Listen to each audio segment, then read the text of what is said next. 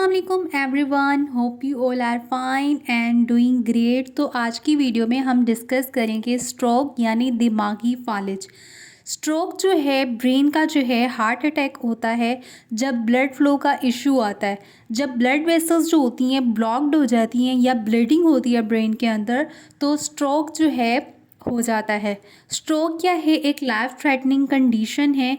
अगर इसमें जो है मेडिकल अटेंशन इमीडिएटली ना मिले तो जो है इसका परमानेंट डैमेज भी हो जाता है और डेथ भी हो सकती है पर्सन की। तो इसके लिए जो है इमीडिएट मैनेजमेंट और ट्रीटमेंट प्लान करना बहुत ही ज़रूरी है। अब हमने यहाँ पे वार्निंग साइंस देख लेने हैं स्ट्रोक के और इनको रिमेंबर कर लेना है बी फास्ट के रूल से। बी में हमने क्या करना है? वॉचफुल रहना है कि कोई सडन लॉस ऑफ बैलेंस तो नहीं हो रहा।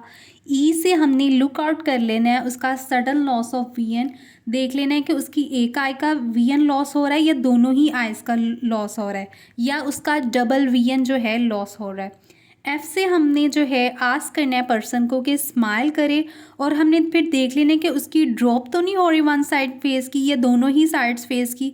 तो ये साइन होता है मसल वीकनेस का और पैरालिसिस का। फिर ए से अगर उस पेशेंट को स्ट्रोक है तो हमने उसकी मसल्स जो है वीकनेस है वो चेकआउट कर लेनी है। फिर हमने उससे कहना है कि अपनी जो है बाजू को ऊपर उठाए। अगर उसकी वन साइड की वीकनेस है तो वो हमने चेकआउट कर लेनी है, अगर नहीं है तो वो भी हमें पता लग जाएगी। ठीक है, अगर एक बाजू उसका ऊपर जाएगा और दूसरा जो है ड्रॉप करेगा या डाउनवर्ड जाएगा तो इट मीन्स कि उसको जो है स्ट्रोक के साइंस हैं।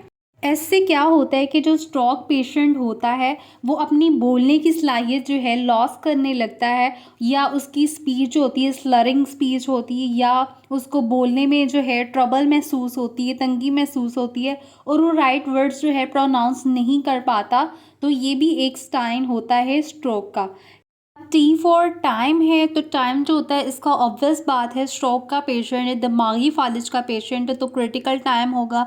इसमें जो है आपको वेट नहीं करना कि कोई आके आपकी हेल्प आउट करेगा। आपने जो है इसका प्रॉपर जो है इसकी मैनेजमेंट और ट्रीटमेंट प्लान के लिए डॉक्टर के पास जो है कंसल्ट करना है फ़ौरन ताकि जो है उसका इमीडिएट ट्रीटमेंट प्लान और मैनेजमेंट हो सके। अब जो है स्ट्रोक जो है किन पर्सनस को इफ़ेक्ट करता है?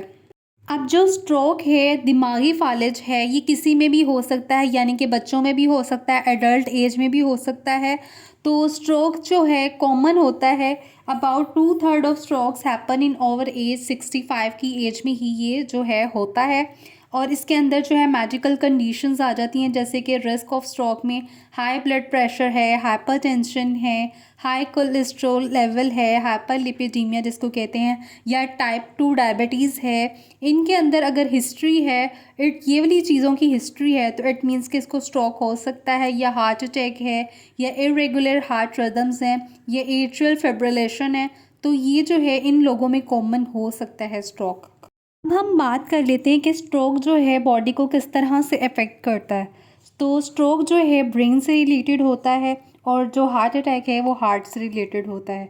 अगर स्ट्रोक है तो इसका मतलब है कि ब्रेन जो है लॉस करेगा ब्लड सप्लाई को, जिसकी वजह से जो है ऑक्सीजन जो है सप्लाई जो है ब्रेन को प्रॉपर नहीं मिल रही होती।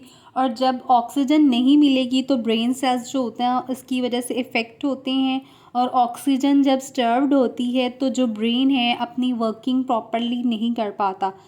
अगर आप ब्रेन सेल्स को ज़्यादा अरसा के लिए चलाना चाहते हैं तो ये ऑक्सीजन के बगैर मुमकिन नहीं है। तो अगर ऑक्सीजन के बगैर जो है ब्रेन सेल्स जो हैं डैमेज होना शुरू हो जाते हैं, डाई होना शुरू हो जाते हैं। और उस ब्रेन सेल्स के अंदर एक ऐसा एरिया होता है, अगर ऑक्सीजन ना मिले तो वो डाई हो जाती हैं, जिसकी वजह से ब्रेन का ऑब्वियस बात है परमानेंट डैमेज हो जाएगा। और उस पार्ट में जो हैं जो उसने कंट्रोल्ड की होती हैं एबिलिटीज़ वो उनका लॉस होना शुरू हो जाता है। अगर हम जो है ब्लड का फ़्लो है उसको रीस्टोर भी कर लें या उसको प्रिवेंट भी कर लें तो जो है इसके लिए बहुत सवेर है कि हम स्ट्रोक की जो कंडीशन को है ट्रीट कर सकें। तो ये थी आज की वीडियो। आई होप कि आपको आज की वीडियो बहुत ही इन्फॉर्मेटिव लगी होगी। मज़ीद हेल्थ रिलेटेड इन्फॉर्मेटिव वीडियोज़ के लिए मेरे चैनल को सब्सक्राइब करें। मिलते हैं नेक्स्ट वीडियो में, तब तक के लिए अल्लाह हाफ़िज़।